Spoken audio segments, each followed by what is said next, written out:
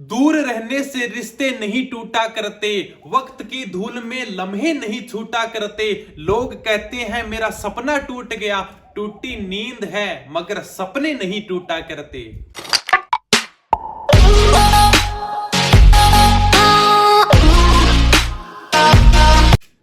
जय हिंद दोस्तों, सारे ने प्यार भरी राम राम। आज आप बात करांगा गुर्जर प्रतिहार वंश की, यानी कि भारत में 6ठी शताब्दी से लेकर 12वीं शताब्दी तक विदेशियों के आक्रमण को जिसने रोक कर रखा था वो थे गुर्जर प्रतिहार। लेकिन बड़ी ही विडंबना है, ना तो कभी कोचिंग में पढ़ाया जावे, ना ही कभी स्टूडेंट मांग करें सर गुर्जर प्रतिहार वंश के बारे में पढ़ाओ। लेकिन आप आंखों पर चर्चा करांगा क्योंकि आरपीएससी बड़ी तेज है। आरपीएससी हर तरह से सवाल उठावा है जी। आपने second grade first grade college व्याख्या था आरएस के अंदर तो 100% सवाल आवे अपने गुर्जर प्रतिहार वंश को। अपने पुलिस कांस्टेबल में भी सवाल आवे भाई का आराम से 3-4 बार सवाल पूछा गए, तो आप विस्तार से चर्चा करांगा, एकदम आराम से समझांगा गुर्जर प्रतिहार वंश ने। ठीक है, यानी कि अपन एग्जामिनर जठे से पेपर बनाओगे, एग्जामिनर सवाल वहां से पूछेगा जहां से आप पढ़ते नहीं हो। गुर्जर प्रतिहार वंश कोई पढ़ता ही नहीं है, ना ही कोई कराता है। क्यों भाई? आपको यकीन नहीं होता कि इससे सवाल नहीं आएगा, तो आप पीछे के पेपर उठा के देखो कितने सवाल पूछे गए गुर्जर प्रतिहार वंश से। ठीक है, तो एकदम आराम से समझांगा, ज्यादा हैवी को नहीं, 2-3 पेज का है बस गुर्जर प्रतिहार वंश है। एकदम आराम से आप चलांगा, धीरे धीरे कंप्लीट कर देगा एक ही वीडियो में। ठीक है, तो सबसे पहले तो यह देखने जरूरी है कि अपन गुर्जर प्रतिहार वंश का शासन कहां पे था। जैसे अपन ने मेवाड़ पढ़ा था, तो भी मेवाड़ कहां तक फैला हुआ था, तो गुर्जर प्रतिहार वंश ने कहां कहां शासन किया था। ठीक है, तो सबसे पहले भाई बात करेंगे आप मंडोर। भाई सबसे पहले जो गुर्जर प्रतिहार वंश ने शासन किया था वो था मंडोर। मंडोर से फिर इनकी शाखाएं निकली थी। मंडोर से ये गए थे भीनमाल। भीनमाल लिखूं या जालोर लिखूं, एक ही बात है। चलो मैं जालोर लिख देता हूं, भीनमाल भी कर लेना, भीनमाल की कोष्टक में जालोर कर देना। ठीक है, जालोर में गुर्जर प्रतिहार वंश था, यहां पे भी इन्होंने शासन किया है। इनका शासन काल वो 6ठी से लेकर 12वीं शताब्दी के मध्य है। लिख लो भाई, गुर्जर प्रतिहार वंश ने 6ठी से लेकर 12वीं शताब्दी के मध्य, ये प्रश्न भी आ चुका है एग्जाम में, 6ठी से लेकर 12वीं शताब्दी के मध्य अरब आक्रमणकारियों को रोक कर रखा था। ठीक है, तो मंडोर जालोर हो ही गया। जालोर के बाद में कन्नौज। कन्नौज कहां सर? कन्नौज यूपी वाला, और एक अपने अवंती। अवंती यानी उज्जैन में, अवंती उज्जैन। ठीक है, यहां पे गुर्जर प्रतिहार वंश ने शासन किया था।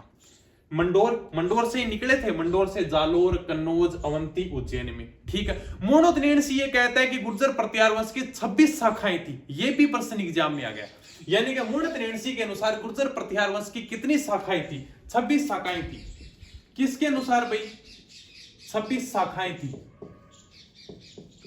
किसके अनुसार? मोनोत्नेसी के अनुसार गुर्जर प्रतिहार वंश की 26 शाखाएं थी। अब अपन ये बात करते हैं, जैसे अपन ने पढ़ा था मेवाड़, भाई मेवाड़ नाम कहां से आया? तो एक गुर्जर प्रतिहार शब्द कहां से निकल कर आया है? आपने अगर भाई थोड़ा मोटा अगर राजस्थान इतिहास पढ़ा होगा तो आपने गुजरातरा शब्द सुना होगा, नहीं सुना होगा तो आज मैं समझा दूंगा तुमको, समझते जाओ। ठीक है, यानी कि आपने क्या सुना होगा? गुजरातरा शब्द। ये कैसे बना है? गुज, गुज यानी कि गुजरात से, गुजरात, और रात्र यानी राजस्थान से। तो गुजरात कौन सा इलाका हुआ? गुजरात और राजस्थान की सीमा पर स्थित जो क्षेत्र है वो है गुजरात, यानी कि जैसे भीनमाल है, जालोर, बाड़मेर, इस क्षेत्र को गुजरात प्रदेश कहा जाता था। तो इस गुजरात प्रदेश से ही नाम निकला है गुर्जर प्रतिहार। ठीक है, इतनी बात समझ में आ गई? बिल्कुल सर, इतनी बात समझ में आ गई। यानी कि गुजरात, गुज यानी गुजरात, रात्र यानी राजस्थान। गुजरात और राजस्थान की सीमा के ऊपर स्थित जो क्षेत्र जैसे भीनमाल, जालोर, बाड़मेर, ये राजस्थान गुजरात की सीमा पर स्थित है, तो इस क्षेत्र को गुजरातरा कहा जाता था। और इस गुजरातरा से शब्द आया था गुर्जर प्रतिहार। याद रह जाओ? बिल्कुल सर, एकदम इजी वे में याद रह जाओ। के बाद में आप बात कराना कुछ अभिलेख मिले अपन कभी जहां पे गुर्जर प्रतिहारों के बारे में जानकारी मिलती है, वो कौन कौन सा अभिलेख है। ठीक है, सबसे पहले अभिलेख की बात करांगा आप, वो है ऐहोल अभिलेख। ये एक एक इंपोर्टेंट है भैया, आराम से। अभिलेख तो अब क्या समझाऊं, बताओ क्या? ऐहोल अभिलेख। ऐहोल अभिलेख कहां से मिलता है सर? कर्नाटक में, यानी ऐहोल अभिलेख है कर्नाटक में। ठीक है, ऐहोल अभिलेख कर्नाटक में। यहां का बादामी चालुक्य नरेश था, बादामी का चालुक्य नरेश था, चालुक्य नरेश, जिसका नाम था पुलकेशिन द्वितीय, पुलकेशिन द्वितीय यानी कि पुलकेशिन सेकंड। इसने अहोल अभिलेख लिखवाया था। इसके अंदर सबसे पहले गुर्जर जाति का उल्लेख मिलता है। अगर आपसे सीधा सा प्रश्न पूछ ले एग्जाम में कि गुर्जर जाति का सबसे पहले उल्लेख मिलता है, वो कौन सा अभिलेख है? वो है अहोल अभिलेख। अहोल अभिलेख कहां पे है? कर्नाटक में। बादामी चालुक्य नरेश था पुलकेशिन सेकंड, इसने इस अभिलेख को लिखवाया था। इसमें सबसे पहले गुर्जर जाति का उल्लेख मिलता है, सबसे पहले सर्वप्रथम गुर्जर जाति का उल्लेख मिलता है। ठीक है, याद रहेगा आराम से। अहोल अभिलेख कर्नाटक में। 3 अभिलेख हैं जो अपने गुर्जर जाति से संबंधित है, जो अपन याद रखना है। 2 नंबर के ऊपर है गटियाला का अभिलेख, बहुत ही ज्यादा इंपॉर्टेंट, बहुत बार एग्जाम में पूछोगे। अभी वैसे तो अभिलेख पढ़ाएंगे तब और ज्यादा विस्तार से बता देंगे, लेकिन ये अभिलेख तो यही देख लो। गटियाला अभिलेख, गटियाला अभिलेख, अपने गटियाला अभिलेख कहां से मिलता है? ये अपने जोधपुर में। किसने लिखवाया था? गुर्जर प्रतिहार वंश का एक शासक था कक्कुक। किसने लिखवाया था भाई? कक्कुक ने लिखवाया था। और इसमें भी अपने गुर्जर प्रतिहार से संबंधित जानकारी मिलती है। 2 अभिलेख हो गया। 3 नंबर अभिलेख है, वो थोड़ा मोस्ट है भाई, वो अपने ग्वालियर प्रशस्ति।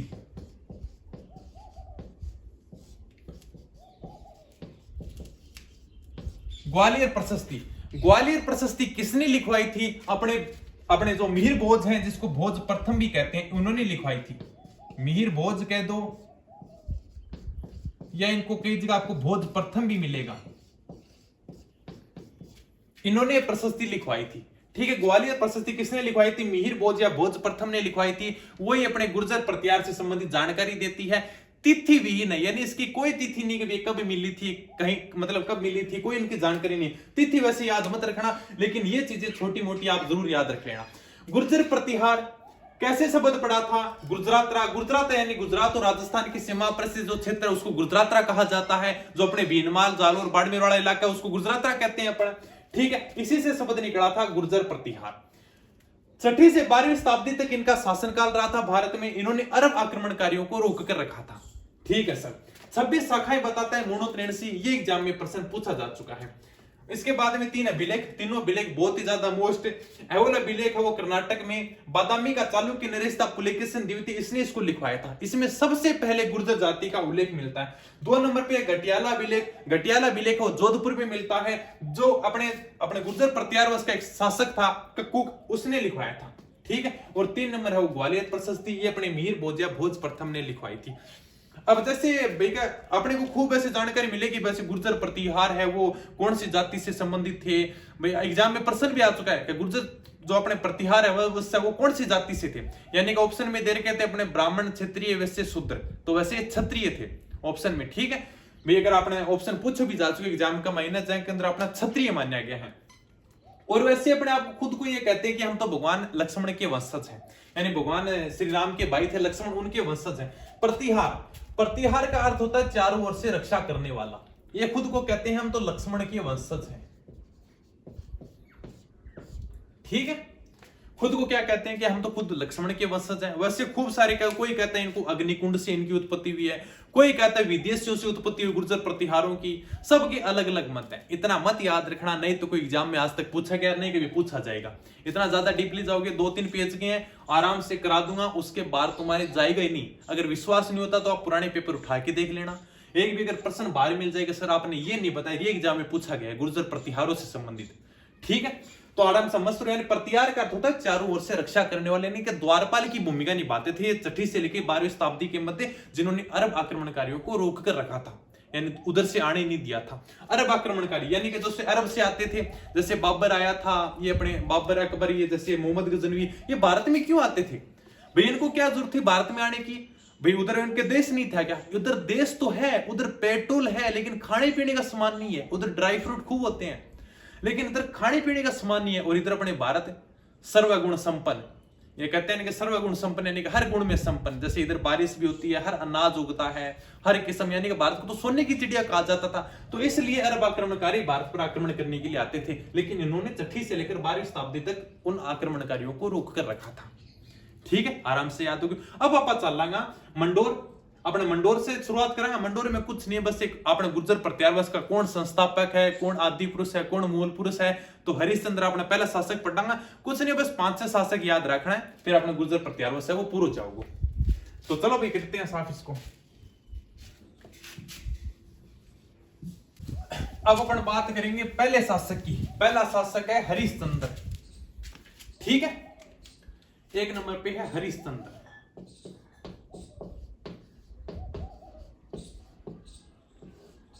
हरिश्चंद्र यानी क्या, मंडोर के गुर्जर प्रतिहार वंश का संस्थापक हरिश्चंद्र।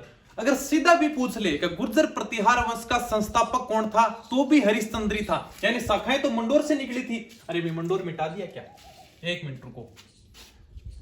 मंडोर थोड़ा सा लगा देते हैं, मंडोर, और मंडोर के बाद में 3 शाखाएं निकली थी, आपको ध्यान ही है, ठीक है। हरिश्चंद्र सबसे पहला शासक, कुछ नहीं करना है, लिख देना सीधा सा, गुर्जर प्रतिहार वंश का संस्थापक आदि पुरुष मूल पुरुष। गुर्जर प्रतिहार वंश का संस्थापक आदि पुरुष मूल पुरुष अगर सीधा से एग्जाम में देवे तो कौन है,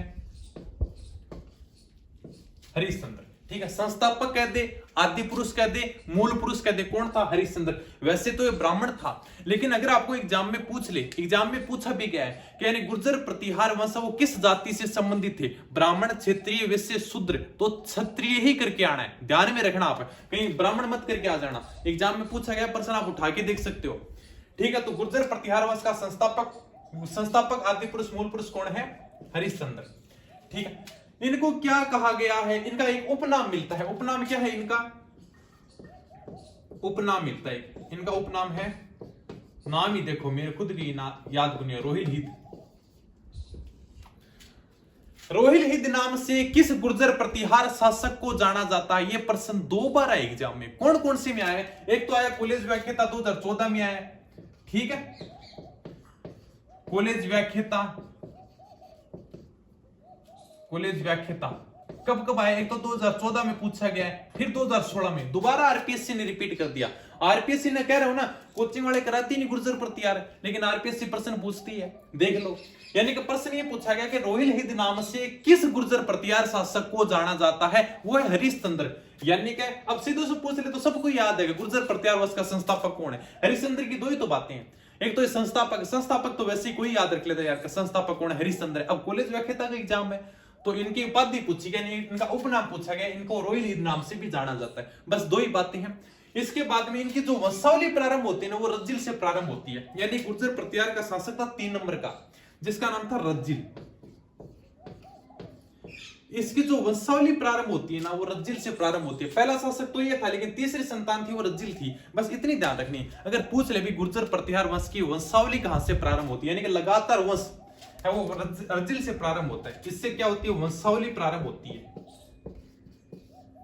ठीक है। इससे पहले कोई उल्लेख नहीं है, लेकिन एक लगातार वंश है वो रज्जिल से प्रारंभ हो जाता है, वंशावली प्रारंभ होती है।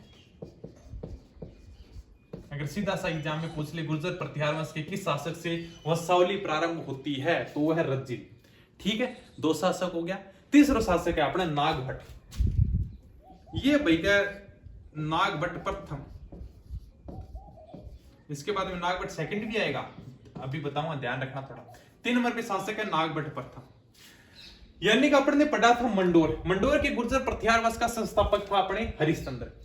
लेकिन इसके बाद में जो तीनों शाखाएं थी, भीनमाल जालोर वाली, कन्नौज वाली और अवंती उज्जैन वाली, तीनों का जो संस्थापक है वो है नागभट्ट प्रथम। यानी कि अपन ये कह सकते हैं भाई तीनों जगह देखो इसने मतलब स्थापना की थी, तीनों जगह का ये संस्थापक था। तो जो प्रारंभिक गुर्जर प्रतिहार वंश में सबसे जो शक्तिशाली शासक था ना, वो नागभट्ट प्रथम था। यानी कि प्रारंभिक गुर्जर प्रतिहार वंश में सबसे शक्तिशाली शासक, ठीक है। प्रारंभिक लिख लेना, प्रारंभिक गुर्जर प्रतिहार वंश में सबसे शक्तिशाली शासक, ठीक है भाई।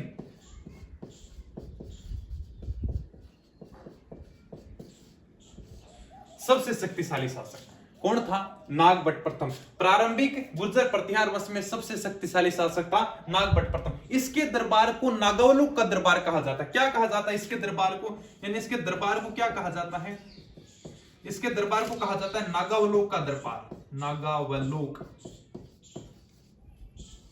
अभी ये भी बता दूंगा, देखो ज्यादा कंफ्यूज होने की जरूरत ही नहीं है। यानी कि नागभट्ट प्रथम के दरबार को नागावलोक का दरबार कहा जाता है, नागभट्ट द्वितीय के दरबार को भी नागावलोक का दरबार कहा जाता है। तो कंफ्यूज होने की कोई जरूरत नहीं है। अगर पढ़ोगा तो नागभट्ट सेकंड के दरबार लगता था, उसको भी नागावलोक का दरबार कहा जाता था। कुछ को नहीं, इसका नाम शुरुआत में नाग आ रहा है, नागभट्ट यानी कि नाग, और इसका दरबार का नाम भी क्या रख दिया, नागावलोक, यानी कि नाग का जो लोक है बस वही नागावलोक। ठीक है, तो नागभट्ट सेकंड आएगा, उसके दरबार को भी नागावलोक का दरबार कहा जाता है। प्रथम गुर्जर प्रतिहार वंश का शासक जिसने राजधानी मंडोर से हटा के मेड़ता स्थानांतरित की थी, यानी कि प्रथम गुर्जर प्रतिहार वंश का शासक था जिसने राजधानी मंडोर से हटाकर कौन सी स्थानांतरित थी, मेड़ता। यह प्रश्न आया एग्जाम के अंदर, यानी कि मंडोर से हटाकर मेड़ता राजधानी किसने स्थानांतरित की थी, वो था अपने नागभट्ट प्रथम। याद रह जाओ, याद नहीं रहा तो भी रखना पड़ेगा। यानी कि नागभट्ट 5-6 शासक हैं गुर्जर प्रतिहार वंश का। उड़ान से 12 प्रश्न जाऊंगा को नहीं, एकदम सीधा सीधा ताना ध्यान रखना है, ये याद नहीं होगा तो बताओ क्या। नागभट्ट प्रथम प्रारंभिक शासकों में सबसे शक्तिशाली शासक, दरबार है वो नागावलोक का दरबार कहलाता है। ठीक है, मंडोर से हटा के राजधानी है वो मेड़ता स्थानांतरित करता है। एक जो ग्वालियर प्रशस्ति जो अभी अपन ने पढ़ी है, उस ग्वालियर प्रशस्ति में इसको कहा गया है मलेच्छों का नाशक। इधर लिख दूंगा, इस ग्वालियर प्रशस्ति में इसके उपनाम है, भाई थोड़ा इधर लिख देता हूं, चलो कहां पे कहा गया है, ग्वालियर प्रशस्ति में।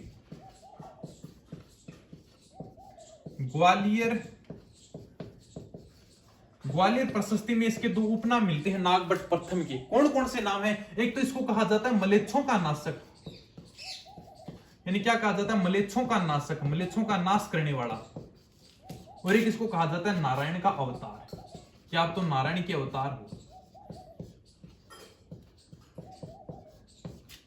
ठीक है, ग्वालियर प्रशस्ति में इसको कहा गया है मलेच्छों का नाशक और नारायण का अवतार कहा गया है। याद रह जाए, बिल्कुल एकदम आराम से। ठीक है, ये आपने प्रश्न पूछे जा चुके है कभी क्या, मंडोर से हटा के मेड़ता राजधानी, पहले इनकी राजधानी मंडोर थी, फिर मंडोर से हटा के अगर कोई मेड़ता राजधानी लेके जाता है तो वो नागभट्ट प्रथम था। और सबसे बड़ी बात, यानी कि अगर लिखूं क्या यहाँ पे, वैसे ही याद रह जाएगा, चलो एक बात अलग से लिख लेना। यानी कि अपन ने यहाँ पे लिखा था अपने बीनमाल, जालोर, कन्नौज और अवंती, उज्जैन, तीनों की जगह जो गुर्जर प्रतिहार वंश का जो संस्थापक है वो नागभट्ट प्रथम है। अगर तीनों जगह का पूछ ले, आपको सीधा से पूछ ले, बीनमाल, जालोर में गुर्जर प्रतिहार वंश का संस्थापक नागभट्ट प्रथम। ठीक है, अपने अगर पूछ ले बेका कन्नौज में अपने जो कन्नौज है उसके अंदर गुर्जर प्रतिहार वंश का संस्थापक नागभट्ट प्रथम, अवंती, उज्जैन के अंदर जो गुर्जर प्रतिहार वंश का संस्थापक नागभट्ट प्रथम। ठीक है, सीधी सीधी सी बात है। इसके बाद में शासक आएगा अपने वत्सराज, तो वत्सराज पढ़ेंगे अपन। ठीक है, यानी कि कितने शासक पढ़ लिए, 2-3 शासक पढ़ लिए, सीधे सीधे से हैं, अभी कोई है ही नहीं कि आराम से इतने कंफ्यूज होने की जरूरत ही को नहीं। इनसे जैसे आरपीएससी अच्छे प्रश्न उठाती है अभी, जैसे फर्स्ट ग्रेड है, सेकंड ग्रेड है, कॉलेज व्याख्याता है, और तो शायद एग्जाम में कम ही पूछे जाए, लेकिन महिला पर्यवेक्षक के अंदर भी पूछे गए हैं, कॉलेज व्याख्याता में ही पूछा गया है, और रोहित लीदवाड़ा तो महिला पर्यवेक्षक में पूछा गया है। मतलब आराम से सीधा सा प्रश्न पूछ लेते हैं। ठीक है, अगले अपने शासक हैं, कहां तक पढ़ लिया अपने, नागभट्ट प्रथम तक। अगला शासक है वत्सराज। अगले शासक लगा लेना, अभी शायद 4 नंबर है क्या, वत्सराज। यानी कि अगर आपको पूछ ले गुर्जर प्रतिहार वंश का संस्थापक हरिश्चंद्र, प्रारंभिक शासकों में सबसे प्रतापी शासक नागभट्ट प्रथम, अगर पूछ ले गुर्जर प्रतिहार वंश का वास्तविक संस्थापक वत्सराज, सीधा सा है, कोई कंफ्यूज होने की जरूरत ही को नहीं। मैं बैठे हूं, कंफ्यूज मत होते। यानी कि वास्तविक संस्थापक, सर ये कैसे याद रखेंगे, इसको भी याद रखेंगे भाई, वास्तविक संस्थापक। ठीक है, यानी कि वैसे वह बस वास्तविक संस्थापक कौन है, वत्सराज है। सीधी सी बात है, आराम से मिल गयो, वैसे वह यानी वास्तविक संस्थापक यानी वत्सराज। वत्सराज के समय में एक त्रिपक्षीय संघर्ष हुआ था। आप हेडिंग लगाना त्रिपक्षीय संघर्ष, मैं अभी समझाता हूं। त्रिपक्षीय संघर्ष, त्रिपक्षीय संघर्ष किन किन के मध्य हुआ था। त्रिपक्षीय संघर्ष हुआ था कन्नौज को लेकर। कन्नौज कहां पे है, उत्तर प्रदेश में है।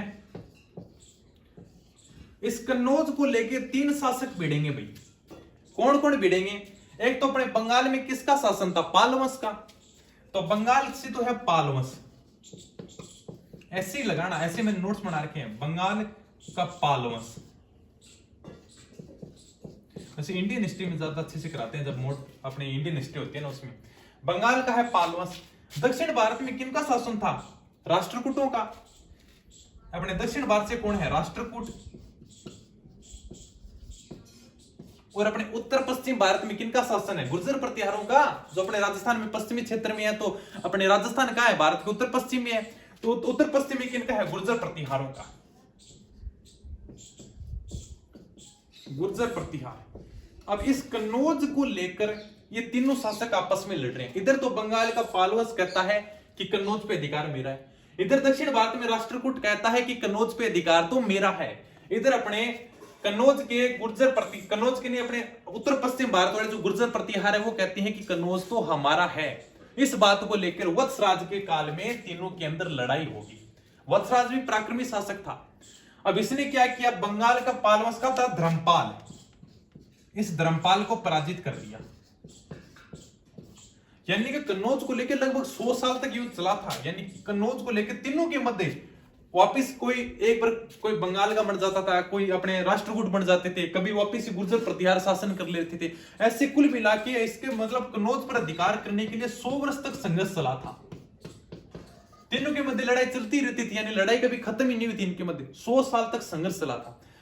तो अपने वत्सराज ने क्या किया?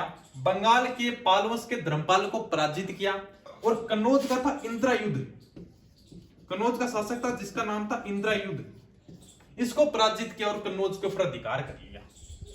ठीक है, यानी वत्सराज ने बंगाल के पालवंश के धर्मपाल, यानी इनके नाम ही देख लो, पालवंश यानी का पाल पीछे आएगा, यानी वंश कौन सा? पालवंश है, तो इनके नाम के पीछे पाल लगेगा। यानी कि धर्मपाल को पराजित किया। इसके बाद में कन्नौज का शासक था इंद्रायुध, इसको पराजित किया और कन्नौज पे अधिकार कर लिया। लेकिन इस राष्ट्रकूट का एक शासक था जिसका नाम था ध्रुव, ध्रुवतारा। इस ध्रुव से हार गया और ध्रुव ने वापस कन्नौज के ऊपर अधिकार कर लिया। ठीक है, थोड़ा सा ध्यान रखना। प्रारंभिक शासकों में सबसे प्रतापी शासक था जो अपने नागभट्ट प्रथम था, उसके बाद में शासक बना था वत्सराज। इसको वास्तविक संस्थापक कहा जाता है। त्रिपक्षीय संघर्ष इसी के समय में शुरू हुआ था। ठीक है, 100 वर्ष तक चला था। यह अगर एग्जाम में काफी बार पूछा गया है कि त्रिपक्षीय संघर्ष किन किन के मध्य हुआ था। इंडियन हिस्ट्री के हिसाब से अच्छा सवाल है ये कि त्रिपक्षीय संघर्ष किन किन के मध्य हुआ था। इधर अपने बंगाल का पालवंश, इधर अपने दक्षिण भारत में राष्ट्रकूट थे, इधर अपने गुर्जर प्रतिहार थे। तीनों कन्नौज को लेकर लड़ाई कर रहे थे। तो वत्सराज ने क्या किया? धर्मपाल को पराजित किया। फिर अपने कन्नौज का शासक था इंद्रायुध, इसको पराजित किया और कन्नौज पे अधिकार कर लिया। लेकिन अपने राष्ट्रकूट का शासक था ध्रुव, यानी कि जो दक्षिण भारत का जो क्षेत्र था वहां पे राष्ट्रकूटों का शासन था। उसने ध्रुव ने इससे वत्सराज को पराजित किया और वापस से कन्नौज के ऊपर अधिकार कर लिया। अब कन्नौज के ऊपर किनका शासन है? राष्ट्रकूटों का। दो बातें हो रही है बस वत्सराज की जो ध्यान में रखने वाली है। थोड़ा डायग्राम आप ऐसे ही बनाना, क्योंकि ऐसे डायग्राम बनाओगे ना तो ये याद रह जाएगा। अगर जैसे लाइनें लिखूंगा ना, अब अगर आप डायग्राम देखोगे ना तो दो बातें हैं बस, देखो फटाफट आपकी वैसे याद हो जाएंगी। धर्मपाल बस बंगाल और राष्ट्रकूट अपने इंद्रायुध इसको पराजित किया, आराम से 2 मिनट में याद हो जाएगा। नहीं तो लिखता रहो, बड़ा लाइन रटता रहो। मैं बात क्या करूं, शॉर्ट एंड स्वीट नोट्स बनाया करो। ठीक है, तो दो बातें हो रहा है। एक चलो प्रश्न बताओ, क्या अपने राजस्थान में, पश्चिमी राजस्थान में भगवान महावीर स्वामी का सबसे प्राचीन मंदिर कहां है? पश्चिमी राजस्थान में भगवान महावीर स्वामी का सबसे प्राचीन मंदिर कहां पर है? जल्दी बताओ, इतना मत तारू, अगले बात लिखूंगा मैं, लिख दोगे फिर? ओसिया, ओसिया यानी कि जोधपुर में। एक मिनट नीलो मार्क ले, ओसिया, ओसिया कहां है? ओसिया जोधपुर में है। यानी अपने भगवान महावीर स्वामी का सबसे प्राचीन मंदिर है वो है ओसिया जोधपुर में। और उस मंदिर का निर्माण इन्हीं वत्सराज के काल में हुआ था। याद रह जाए, वो नहीं याद रहे तो भी याद रखना, क्योंकि वो अपने भगवान महावीर स्वामी का सबसे प्राचीन मंदिर ओसिया जोधपुर में किस शासक के काल में बना था? गुर्जर प्रतिहार वंश के शासन काल में इस मंदिर का निर्माण हुआ था। पता नहीं राजस्थान पुलिस में कितनी बार एग्जाम में प्रश्न पूछा गया, सीधा सा पूछते हैं, ज्यादा नहीं है। ओसिया जोधपुर में स्थित भगवान महावीर स्वामी के जो मंदिर का निर्माण है वो किस वंश के समय में हुआ था? गुर्जर प्रतिहार वंश, चौहान वंश, ठीक है, ऐसे आराम से ऑप्शन देके पूछ लेते हैं। तो अपने को तो सीधा सी बात है, इस अगर ज्यादा डीपली चला जाए तो भाई वत्सराज किस वंश का है? गुर्जर प्रतिहार वंश का है। तो इसके समय में ही ओसिया जोधपुर में भगवान महावीर स्वामी का मंदिर है, जो अपने पश्चिमी राजस्थान का सबसे प्राचीन मंदिर है। उसका निर्माण इन्हीं के समय हुआ था, वत्सराज के समय में। ठीक है, एक बात और है की, एक बात यह है कि हरिवंश पुराण की रचना किसने की थी? जिनदत्त सूरी ने। जिनदत्त सूरी ने हरिवंश पुराण की रचना की थी। हरिवंश पुराण की रचना की थी। और उद्योतन सूरी ने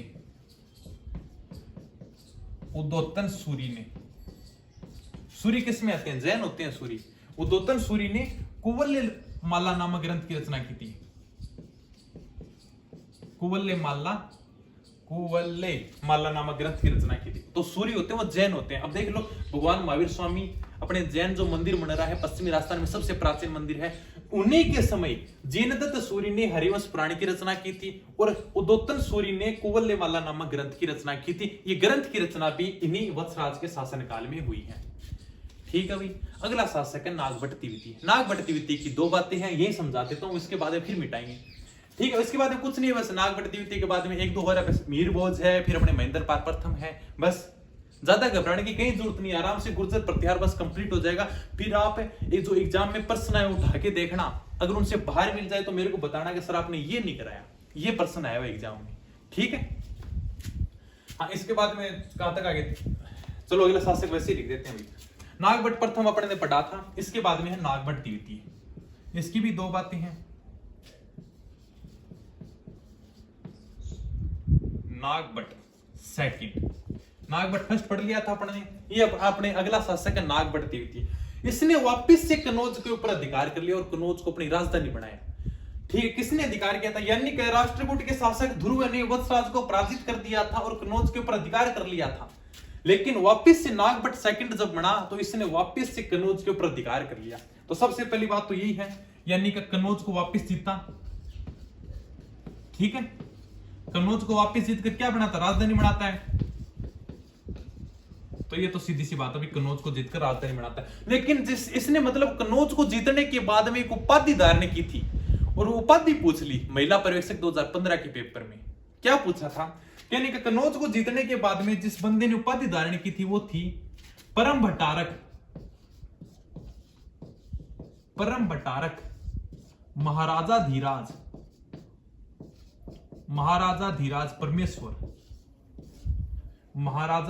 परमेश्वर की उपाधि धारण की थी।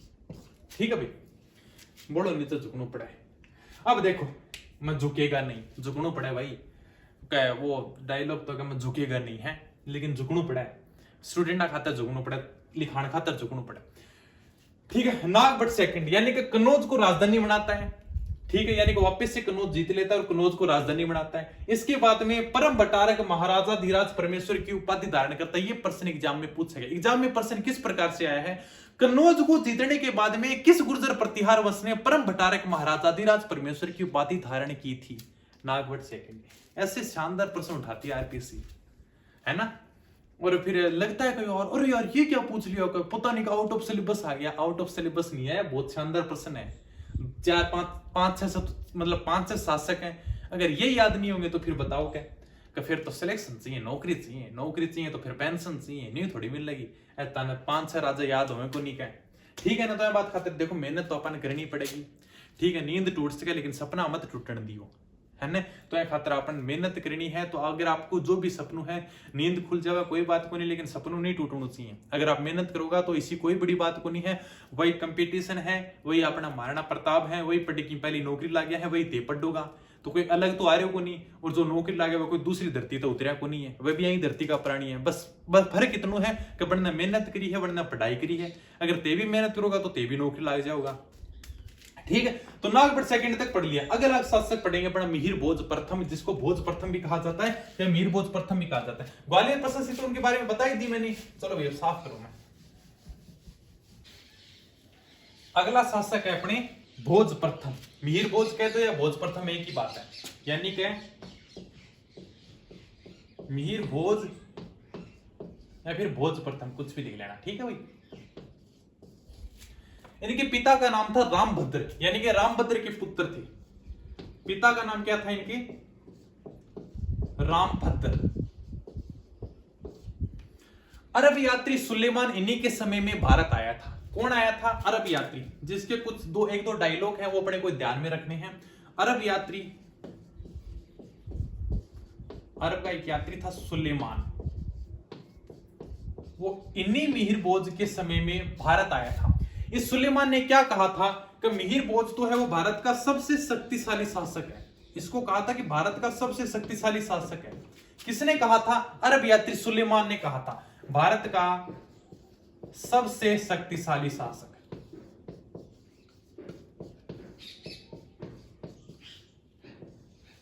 ठीक है, ये तो याद होगी भाई। भारत का सबसे शक्तिशाली शासक कौन है? मिहिर भोज है। ये बात किसने कही थी? अरब यात्री सुलेमान ने की थी। एक बात और कही थी कि ये मिहिर भोज तो ये इस्लाम का शत्रु है। क्या है? इस्लाम का शत्रु, इस्लाम का या फिर अरबों का शत्रु, इस्लाम का शत्रु है। कौन है? मिहिर भोज है। ठीक है, एक इसकी दो उपाधियां मिलती हैं। उपाधि क्या क्या है इसकी? उपाधि थोड़ी ध्यान में रखना, ये जरूर पूछी गई एग्जाम में। एक तो इनकी उपाधि है आदि वराह, एक इनकी उपाधि है आदि वराह, एक है प्रभास। एक तो इनकी उपाधि है आदि वराह, एक है प्रभास। आदि वराह जो उपाधि है वो इनकी मिलती है ग्वालियर प्रशस्ति में। कहां मिलती है? ग्वालियर प्रशस्ति में।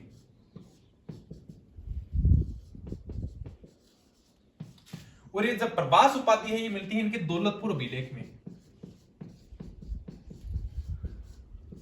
यानी दौलतपुर अभिलेख में। बस भाई, मिहिर भोज की इतनी बातें ये तो याद रखनी पड़ेगी। देखो कितना शॉर्ट नोट्स बन रहे हैं, एकदम आराम से, कितना प्यारा प्यारा नोट्स बन रहे हैं। अनन्य अगर खोल के भी देखोगा ना तो दोबारा मतलब 3 पेज का माइने इतना शानदार गुर्जर प्रत्यारोप कंप्लीट हो जाएगा। नोट्स अतरा बनाया करो, ठीक है। मिहिर भोज के पिता का नाम था रामभद्र। अरब यात्री सुलेमान इनके समय में भारत आया था। इसने कहा था कि ये तो भारत का सबसे शक्तिशाली शासक है। कौन है? मिहिर भोज है। इसने कहा था ये तो इस्लाम का शत्रु है। कौन है? मिहिर भोज है। इसकी दो उपाधि मिलती है आदि वराह, इनको ग्वालियर प्रशस्ति में आदि वराह की उपाधि दी गई है, और एक दौलतपुर अभिलेख है जिसके अंदर इसको प्रभास कहा गया है। अगला शासक है अपने, बस अब कंप्लीट होने वाले भाई, अब कुछ नहीं है।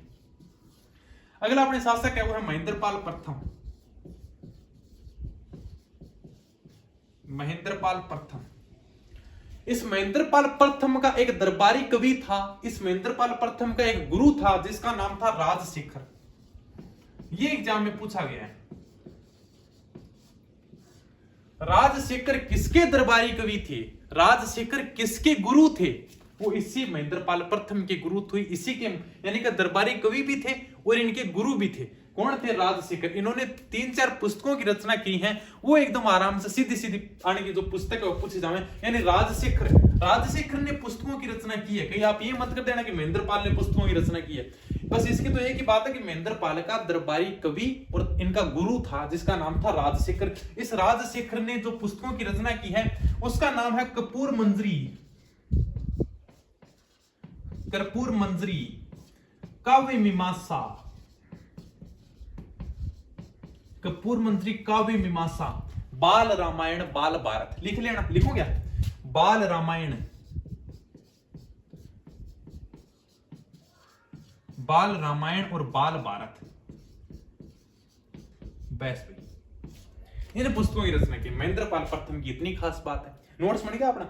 महेंद्रपाल प्रथम के गुरु थे जिनका नाम था राजशेखर। इन राजशेखर ने जो पुस्तकों की रचना की है उनके नाम है कर्पूर मंजरी, काव्य मीमांसा, बाल रामायण, बाल भारत। इसके बाद में धीरे धीरे गुर्जर प्रतिहार शक्ति है वो नष्ट होने लगी। यानी कि कुल मिला के देखो ये अपने भारत है, थोड़ा सा बता, मैं दक्षिण वाला भारत बना रहा हूं भाई, ठीक है। दक्षिण के अंदर भारत में राष्ट्रकूटों का शासन था।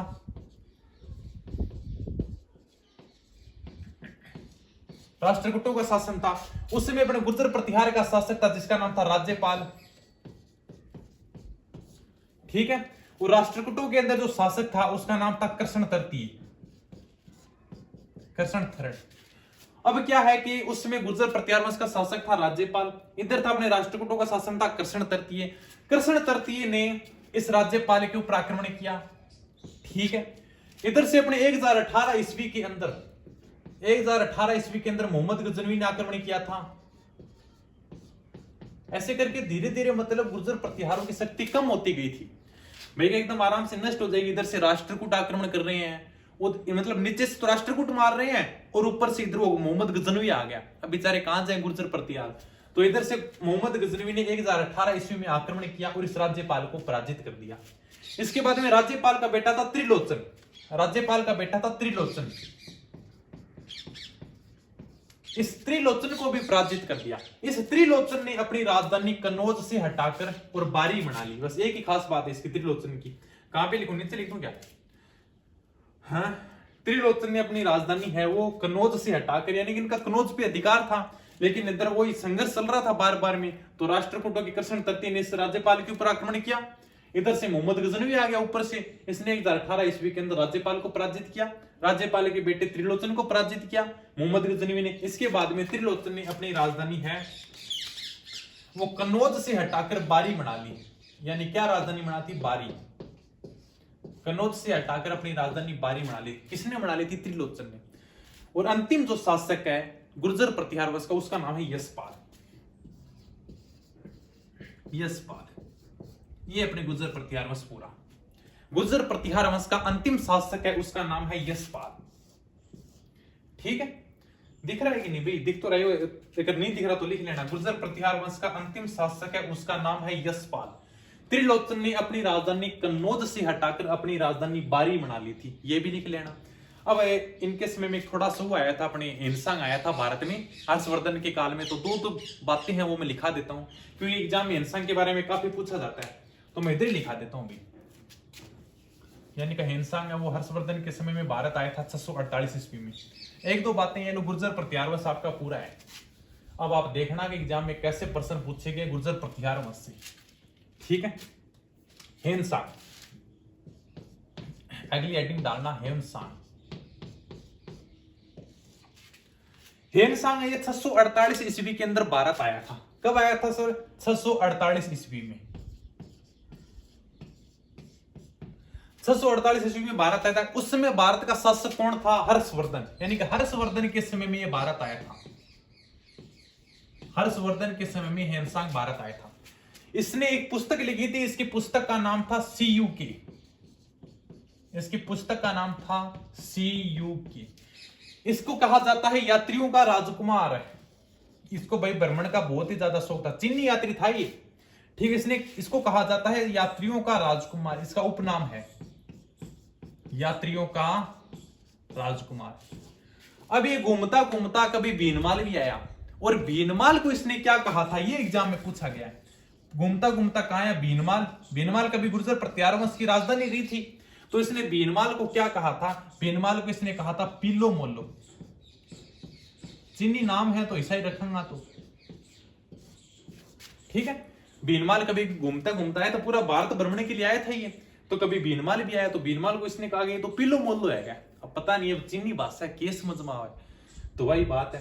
तो ये अपने गुर्जर प्रतिहार वंश कंप्लीट है। कुरान से एग्जाम में सीधा सा प्रश्न पूछा जाए, कोई ज्यादा बड़ो है भी को नहीं। ठीक है भाई, अपन नौकरी लागू पड़ेगा तो हर चीज अपन पढ़नी पड़ेगी, और एग्जामिनर सवाल बठे से उठावे जो कोई अपन पढ़ावे को नहीं तो आने कोचिंग आना करावे, नहीं आपने कोई भाई यूट्यूब पर कमी वीडियो मिलेगा, नहीं तो अपन कोई कोचिंग आना पढ़ावे, नहीं कोई समझावे क्या, चलो ठीक है। और स्टूडेंट मांग भी कौन करे? सबसे बड़ी बात, स्टूडेंट क्यों मांग करे? स्टूडेंट भाई पता ही को नहीं हुआ पीछे एग्जाम में किसा सवाल पूछा जाए। तो ठीक है दोस्तों, धन्यवाद, थैंक यू, जय हिंद, जय भारत।